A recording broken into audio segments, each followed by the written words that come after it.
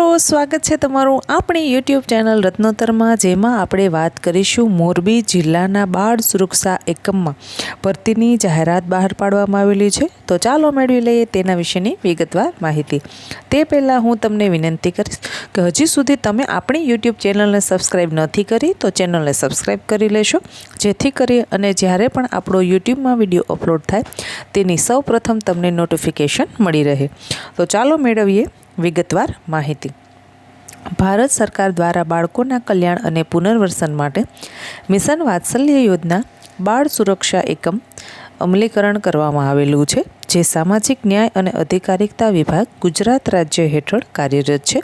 જેમાં મોરબી જિલ્લામાં જિલ્લા કક્ષાએ બાળ કલ્યાણ કેન્દ્ર છે એ કાર્યરત છે। તેમાં 11 માસના કરાર આધારિત 2 જગ્યાઓ માટેની જાહેરાત બહાર પાડવામાં આવેલી છે।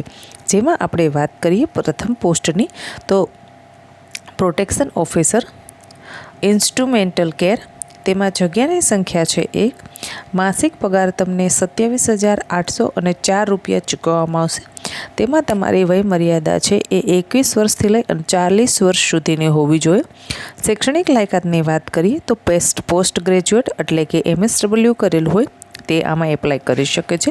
ત્યારબાદ છે સોશિયલ વર્ક એન્ડ સોશિયોલોજી, જે લોકોએ સમાજશાસ્ત્ર સાથે MA કરેલું છે તે પણ આમાં એપ્લાય કરી શકે છે। ત્યારબાદ development human rights public administration, ત્યારબાદ છે philosophy, law public health, community resource management, regularise university or graduate, social work, sociology, child development, human rights, public administrative. તો આ મુજબની જો તમારા પાસે શૈક્ષણિક લાયકાત છે તો તમે આના માટે લાયક ગણાશો અને તમે આના માટે એપ્લાય કરી શકશો।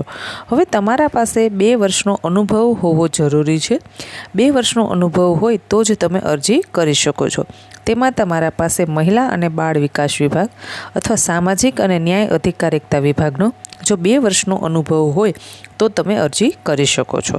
હવે બીજી પોસ્ટની આપણે વાત કરીએ તો જુવેનાઇલ જસ્ટિસ બોર્ડ મોરબી ખાતે આસિસ્ટન્ટ કમ ડેટા એન્ટ્રી ઓપરેટરની 1 જગ્યા ખાલી છે, જેમાં તમને મહિને 12,318 રૂપિયા પગાર ચૂકવવામાં આવશે। તેમાં તમારી ઉંમર છે એ 21 વર્ષથી લઈ અને 40 વર્ષ સુધીની હોવી જોઈએ। શૈક્ષણિક લાયકાતની વાત કરીએ તો તમે 12 પાસ કરેલું હોવું જોઈએ અથવા તો તેને સમકક્ષ લાયકાત ધરાવતા હોવા જોઈએ અને તમારા પાસે કોમ્પ્યુટરનું સર્ટિફિકેટ હોવું જરૂરી છે। જો તમે 12 પાસ કરી અને તમારા પાસે CCC અથવા કોપાનું સર્ટિફિકેટ છે, તમને કોમ્પ્યુટરનું નોલેજ છે, તો તમે આસિસ્ટન્ટ કમ ડેટા એન્ટ્રી ઓપરેટરની પોસ્ટ પર એપ્લાય કરી શકો છો। હવે તમારા પાસે 1 વર્ષનો અનુભવ હોવો જરૂરી છે, જે સરકારી ક્ષેત્રે અથવા ખાનગી ક્ષેત્રે અથવા NGOમાં તમે જો કોઈ કામગીરી કરેલી છે તો તેનો તમારા પાસે 1 વર્ષનો અનુભવ છે તો તમે આના માટે લાયક ગણાશો। હવે આના માટે ડાયરેક્ટ ઓપન ઇન્ટરવ્યૂ રાખવામાં આવેલું છે। તારીખ 4/10/2024ના રોજ ઓપન ઇન્ટરવ્યૂ છે।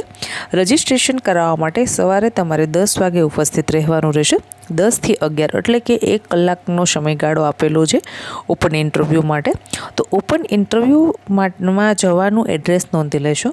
જિલ્લા બાળ સુરક્ષા એકમ, જિલ્લા સેવા સદન, ભોયતળિયા, room number 3132, Shobheshwar road, Morbi.